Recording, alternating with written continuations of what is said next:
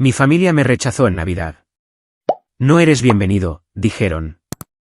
Sin discutir, cancelé en secreto todas las facturas que pagaba por ellos. A la mañana siguiente, el timbre no paraba de sonar. Mi nombre es Elena Ramírez y tengo 32 años. Fui a casa de mis padres en Laurel Canyon en Nochebuena, llevando un pequeño regalo y diciéndome a mí misma que este año sería diferente. Estaba preparada para las sonrisas incómodas, los saludos superficiales y la forzada calidez familiar. Para lo que no estaba preparada fue para el saludo que realmente recibí. En el momento en que crucé la puerta, mi hermana se giró hacia mí con una mirada que no contenía duda, ni confusión, solo certeza. ¿Qué haces aquí? Su voz fue lo suficientemente cortante como para detenerme en seco. La miré, esperando que alguien más hablara, que alguien la corrigiera para suavizar el golpe. En cambio, mis padres hablaron con la misma calma serena que la gente usa al señalar algo obvio. No eres bienvenida aquí. ¿Lo entiendes, verdad? No hubo gritos, ni caos, solo convicción. Simplemente me di la vuelta, volví a mi coche y conduje a casa en silencio. Esa noche, abrí cada cuenta, cada suscripción y cada pago automático que había configurado para ellos a lo largo de los años. No dudé. Eliminé cada tarjeta. Cancelé cada servicio. Cerré cada vínculo que me ataba financieramente a esa casa. Por la mañana, las consecuencias les alcanzaron. Y el timbre de mi apartamento sonó sin parar. Antes de continuar, quiero preguntarte algo. Si estuvieras en mi lugar, de pie en esa puerta ese día, ¿qué habrías hecho? Comparte tu opinión en los comentarios. Crecer en la casa de los Ramírez significaba aprender desde temprano que algunas responsabilidades se decían y otras simplemente se implicaban. Desde fuera, probablemente parecíamos cualquier otra familia en un pequeño barrio de Ohio. Por dentro, sin embargo, había un ritmo que todos entendían. Se esperaba que yo mantuviera todo en orden, que me manejara sola y que fuera la que pensara en el futuro. Valeria, mi hermana, pasó por la infancia con una facilidad que nunca conocí, cada tropiezo suavizado, cada inconveniente ajustado a su alrededor, como si el mundo mismo se inclinara un poco para hacerle espacio. No era algo que ella declarara abiertamente. Era algo que todos los demás permitían en silencio. Nuestra madre tenía una forma de suavizar los errores de Valeria sin abordarlos nunca. Si Valeria perdía algo, mamá buscaba hasta encontrarlo. Si Valeria olvidaba una fecha límite, mamá hacía una llamada o escribía una nota.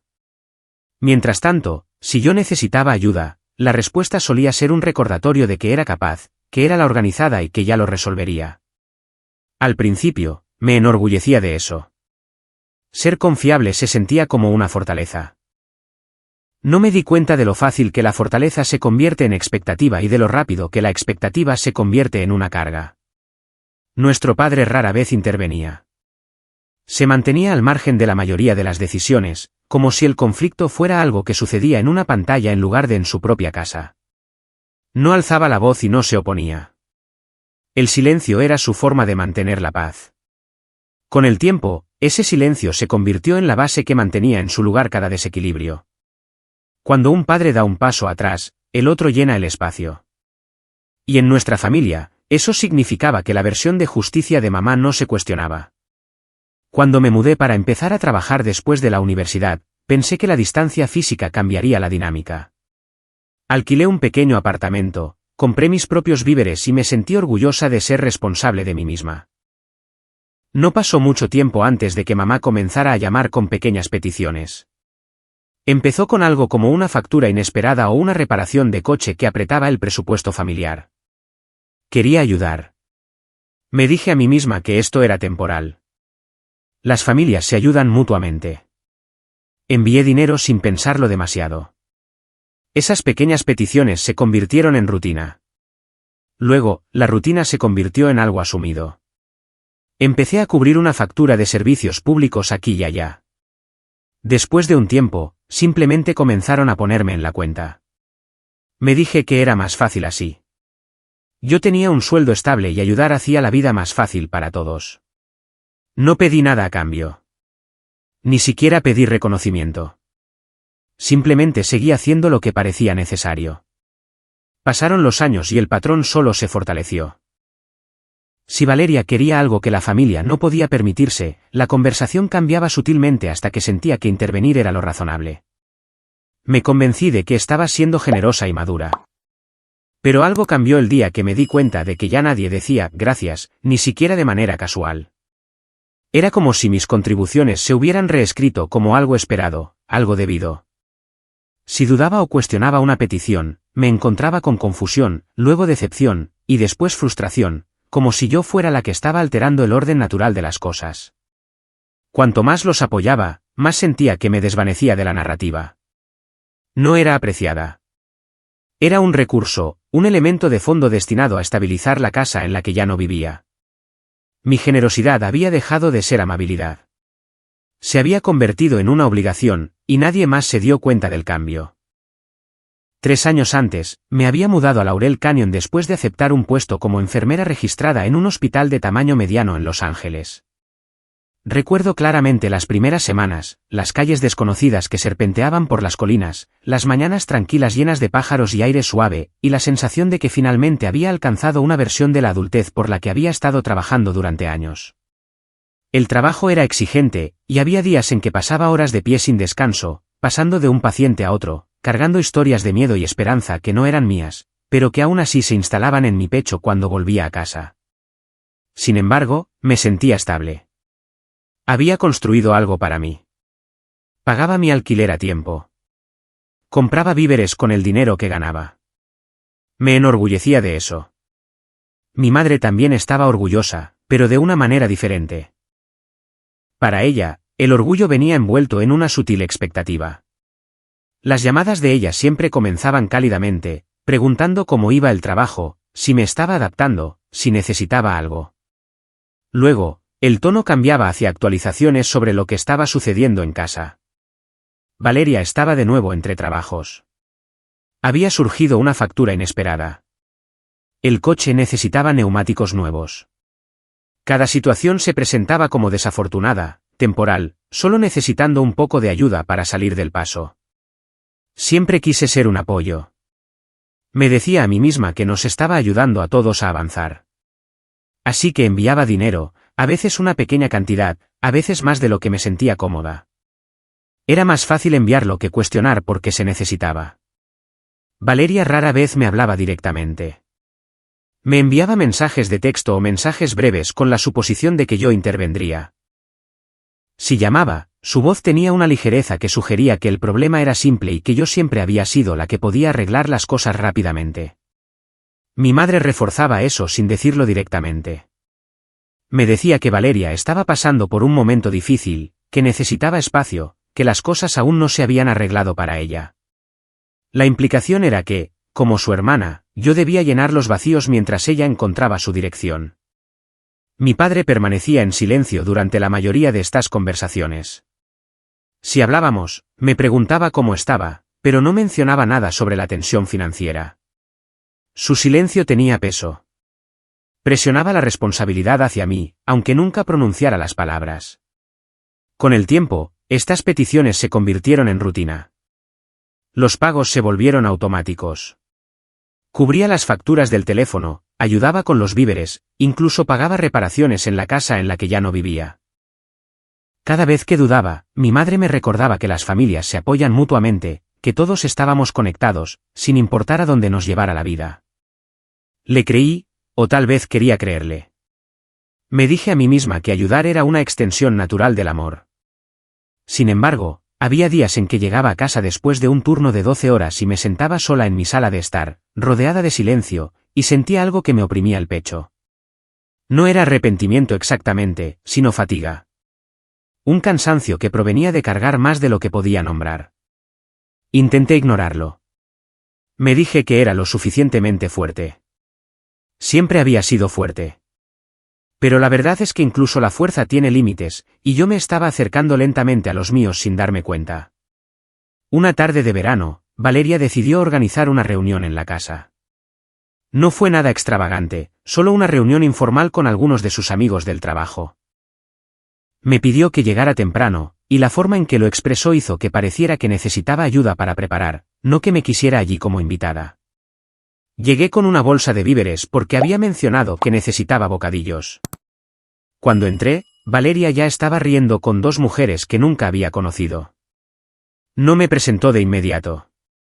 En cambio, me entregó una tabla de cortar y me preguntó si podía cortar verduras, como si ese siempre hubiera sido mi papel en su vida social. Traté de ignorar la sensación que se instaló en mi estómago. Me dije que solo estaba ayudando, que no significaba nada. Pero cuanto más tiempo pasaba allí preparando comida mientras todos los demás hablaban en la sala, más claro se hacía que me habían invitado a servir, no a unirme. En un momento, una de las amigas de Valeria me preguntó cómo me gustaba vivir en Laurel Canyon. Antes de que pudiera responder, Valeria habló por mí. Dijo algo sobre que me iba bien, pero que todavía estaba resolviendo las cosas. Lo dijo con un tono que sugería que todavía estaba en transición, todavía inestable, todavía dependiente. Sentí que se me calentaba la nuca. Intenté hablar y explicar que tenía un puesto estable en el hospital. Valeria se rió y agitó la mano como si estuviera exagerando. Les dijo que trabajaba demasiado y que no sabía cómo relajarme, haciendo que mi esfuerzo sonara como una tontería. Mi madre observaba desde un rincón de la habitación. Sonrió junto con Valeria como si unirse a la risa fuera más fácil que interrumpirla. Cuando la miré a los ojos, me lanzó una mirada que decía, no deberías tomarte las cosas tan a pecho. Todo era solo una broma. Pero las bromas siguieron llegando, y cada una astillaba algo que no sabía que era frágil. En un momento, Valeria hizo un comentario sobre cómo yo era la responsable porque alguien tenía que serlo. Su voz era dulce en la superficie, pero la implicación era afilada. La habitación volvió a reír. Mi padre entró a mitad de la noche. Pareció captar el tono, pero no lo abordó. Más tarde en la cocina, me dijo en voz baja que no dejara que me molestara, que Valeria no lo decía con mala intención. Sus palabras fueron amables, pero se sintieron como otra forma de decir que la situación no iba a cambiar, que el costo de la paz era el silencio. Me di cuenta entonces de que mi lugar en la familia se había convertido en algo que se representaba públicamente. Yo era el blanco seguro, la que nunca se defendería, aquella cuyas contribuciones podían ser reescritas como obligaciones y cuyos logros podían ser suavizados hasta la insignificancia. No dije nada. Me quedé y ayudé a limpiar después de que los invitados se fueron. Volví a casa más tarde esa noche y me senté en mi coche durante mucho tiempo antes de entrar. Me gustaría decir que ese momento cambió algo de inmediato. No lo hizo. Me tragué el sentimiento de nuevo. Me dije a mí misma que era fuerte. Me dije que solo era un malentendido. Pero se había abierto una fractura, y lo sabía. Esa Nochebuena se sintió más fría que cualquier invierno que pudiera recordar. La calle frente a la casa de mis padres estaba llena de coches, las ventanas brillaban con una cálida luz ámbar, y las risas se derramaban a través de las paredes incluso antes de que llegara a la puerta. Había pasado la tarde eligiendo una botella de vino especial, algo que sabía que a mi padre le gustaba, algo que se sentía como una pequeña ofrenda de paz. Quería creer que tal vez este año sería más amable. Cuando entré, la habitación se quedó en silencio por una fracción de segundo, lo justo para sentir el cambio en el aire. Valeria fue la primera en hablar, su voz lo suficientemente cortante como para atravesar la música. ¿Por qué estás aquí?, dijo, como si mi presencia fuera una intrusión en lugar de un miembro de la familia que volvía a casa por las fiestas. Intenté responder con calma, pero antes de que pudiera, mi madre habló por encima de mí. No eres bienvenida aquí. ¿No puedes entenderlo? Mi padre estaba a su lado, sin repetir las palabras, pero tampoco desafiándolas. Su silencio pesaba más que cualquier acusación. No hubo discusión ni una escena dramática. Simplemente dejé el vino en la encimera, aunque nadie lo tomó, y me quedé quieta el tiempo suficiente para darme cuenta de que no se me consideraba parte de la celebración. Valeria continuó saludando a sus amigos y primos, su tono brillante y sin esfuerzo, como si el momento nunca hubiera ocurrido. Mi madre comenzó a arreglar los platos. Mi padre desapareció por el pasillo. El mensaje no solo se dijo en voz alta, sino que se reafirmó con cada gesto: yo pertenecía fuera del marco de sus vidas a menos que estuviera pagando por la estabilidad que había detrás. Miré alrededor de la habitación y noté lo normal que parecía todo. Las luces de colores, la corona, la pila de regalos esperando a ser abiertos.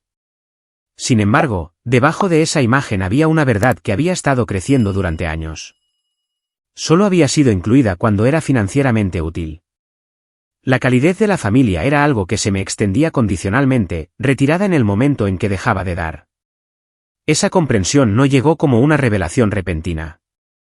Se instaló silenciosamente, como algo que siempre había sabido y que finalmente me permití reconocer. Así que me fui. No levanté la voz ni exigí justicia. No le pedí a nadie que explicara su crueldad o reconsiderara sus palabras. Salí por la misma puerta por la que había entrado mientras sus risas se reanudaban a mis espaldas. El aire frío de fuera se sentía más claro de lo que la calidez de dentro jamás había sido. Cuando llegué a casa, me senté en la mesa de mi cocina y abrí mi portátil. Inicié sesión en las cuentas financieras que había estado gestionando durante años. La factura del teléfono vinculada al plan familiar completo. La línea de crédito conjunta que había estado cubriendo. La prima del seguro de mis padres que se debitaba automáticamente de mi cuenta cada mes. El fondo de emergencia que todos asumían que simplemente existía sin cuestionarlo. Eliminé mi nombre de cada autorización de pago. Cancelé cada débito automático. Cerré cada cuenta compartida. No dejé un mensaje ni una explicación. No les advertí. Dejé que el sistema hablara cuando llegara el momento. No sentí ningún triunfo, solo una profunda quietud. Fue la primera decisión que había tomado únicamente para mí en mucho tiempo. La casa de la que venía me había pedido que llevara su peso sin reconocimiento. Dejar ese papel no fue un acto de venganza. Fue el paso final para reconocer mi propio valor. A la mañana siguiente, mientras preparaba café, imaginé el desmoronamiento, la confusión, el pánico, la comprensión. Y entendí algo silenciosa y completamente. No me había ido con ira. Me había ido porque finalmente era hora de dejar de pedir un lugar que nunca me fue dado libremente. Habían pasado unos días desde la noche de la reunión festiva cuando las consecuencias de mi decisión comenzaron a manifestarse. Empezó en silencio, casi imperceptiblemente, y luego escaló con una fuerza que reveló cuán profundamente mi apoyo había estado entretejido en los cimientos de esa casa. La primera señal llegó cuando el pago automático del wifi de la casa falló. Luego, la factura de la electricidad fue rechazada. El seguro del coche familiar fue marcado por falta de pago. Incluso el seguro de salud mensual, el que siempre asumieron que se renovaría sin problemas, se congeló. Cada sistema que había dependido de mi contribución silenciosa, de repente se detuvo. No presencié la confusión de primera mano, pero podía imaginarla con una claridad inquietante porque había vivido en esa casa el tiempo suficiente para saber exactamente cómo reaccionaban ante los inconvenientes. Mamá siempre era la primera en pasar de la sorpresa a la construcción de una narrativa. En lugar de abordar la realidad muy directa de que estas cuentas habían sido pagadas en su totalidad por mí durante años, eligió una versión de los hechos que le permitía mantener su dignidad. Empezó a llamar a parientes, amigos, conocidos de la iglesia e incluso vecinos, pintando una historia en la que yo había abandonado a la familia sin previo aviso. Usaba frases como, Elena nos dio la espalda, y siempre la apoyamos, y así es como nos lo paga. No mencionó que yo había sido la que los apoyaba financieramente. No mencionó que durante años nadie había preguntado si el costo era sostenible para mí. No mencionó el momento en Navidad en que me dijeron que no era bienvenida. En su versión, la herida le pertenecía por completo a ella. Papá intentó contactarme varias veces. Sus mensajes de voz eran cuidadosos, medidos e indirectos, preguntando si había pasado algo y si me sentía abrumada. Nunca reconoció las palabras que se me dijeron en esa sala. Nunca reconoció su silencio mientras se decían. Si podía mantener la ilusión de que el problema era emocional en lugar de estructural, entonces podía evitar la responsabilidad. Escuché cada mensaje una vez, sentí el dolor familiar y dejé que el teléfono volviera a silenciarse. Valeria recurrió a las redes sociales, que siempre habían sido su escenario. Publicó declaraciones vagas sobre la traición, la lealtad familiar y cómo algunas personas olvidan de dónde vienen. Sus amigos llenaron los comentarios de simpatía, ofreciendo validación sin contexto. No necesitaba explicar la situación porque sus seguidores siempre la habían visto como el centro. El mundo se ajustaría a su versión de los hechos de la misma manera que nuestra familia siempre lo había hecho. Tampoco respondí allí. Permanecer en silencio no era retirarse. Era estrategia. Si me defendía públicamente, la narrativa se convertiría en una discusión, y la discusión se convertiría en una actuación. No necesitaba actuar para nadie. La verdad no requería una audiencia. Fue durante este tiempo que una vieja amiga, Ana, vino a verme. Llamó a la puerta de mi apartamento sin avisar.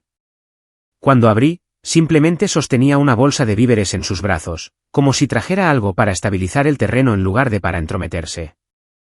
Nos sentamos en la pequeña mesa de mi cocina, el vapor subiendo de 2 tazas de té, mientras la luz del atardecer se extendía por el suelo.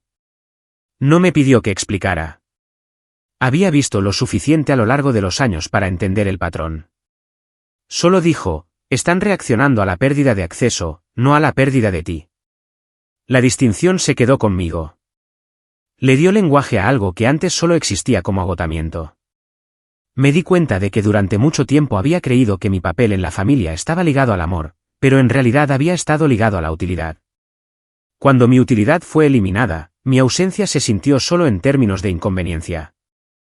Reconocer esa verdad fue doloroso, pero también esclarecedor.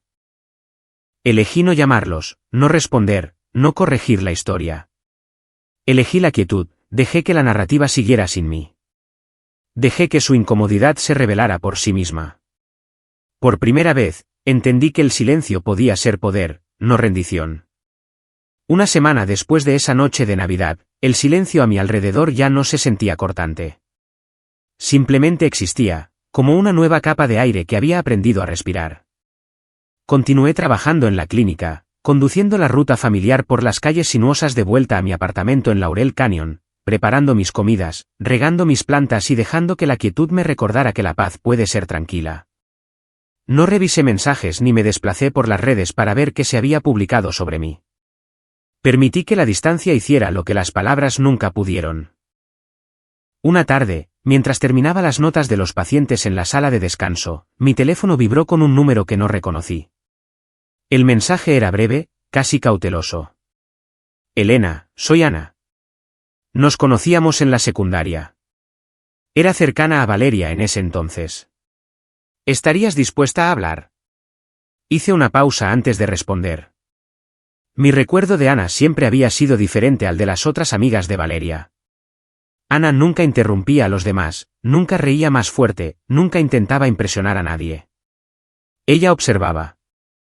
Entendía las cosas sin necesidad de que se las explicaran. Así que acepté reunirme con ella en un pequeño café en Ventura Boulevard después de mi turno. Cuando entré, ya había encontrado una mesa tranquila cerca de la ventana. No empezó con saludos ni conversaciones educadas. Su expresión ya me decía que lo que traía consigo no era poca cosa. Desbloqueó su teléfono, lo puso frente a mí y dijo, creo que necesitas ver esto. Debería habértelo mostrado antes. Simplemente no sabía cómo. En la pantalla, vi un chat grupal. Los participantes eran Valeria, mamá y otros 2 mensajes que se remontaban mucho más tiempo de lo que esperaba. Los primeros eran de meses antes de que me mudara a Laurel Canyon. Me desplacé lentamente, asegurándome de absorber cada oración en lugar de reaccionar demasiado rápido. Mamá escribía instrucciones sobre el tono, la redacción, cómo implicar decepción sin sonar dura. Valeria detallaba qué facturas mencionar y el ángulo emocional que me haría sentir responsable. Intercambiaban notas sobre el momento oportuno, sobre cuándo era más probable que yo aceptara, sobre cómo mi vacilación debía ser recibida con silencio para que yo lo llenara con culpa. Mamá lo describió como guiar a Elena para que haga lo que haría de todos modos. No había confusión en esos mensajes. Había planificación, cooperación, estrategia. Papá aparecía solo ocasionalmente, pero cada vez que lo hacía, sus palabras eran claras. No quería discutir emociones y no quería parecer involucrado, pero estaba dispuesto a beneficiarse del resultado. Firmaré lo que haya que firmar, escribió una vez. Solo no me metas en la parte de la persuasión. Nadie en esa conversación hablaba de mi bienestar, mis límites o mi vida. No se me describía como una hija o una hermana. Se me describía en términos de fiabilidad, previsibilidad, utilidad. Leerlo no fue doloroso en el sentido dramático. Fue algo más lento y pesado, como darte cuenta de que el suelo que creías sólido había sido blando todo el tiempo, y que recién ahora entendías cuánto tiempo te habías estado hundiendo.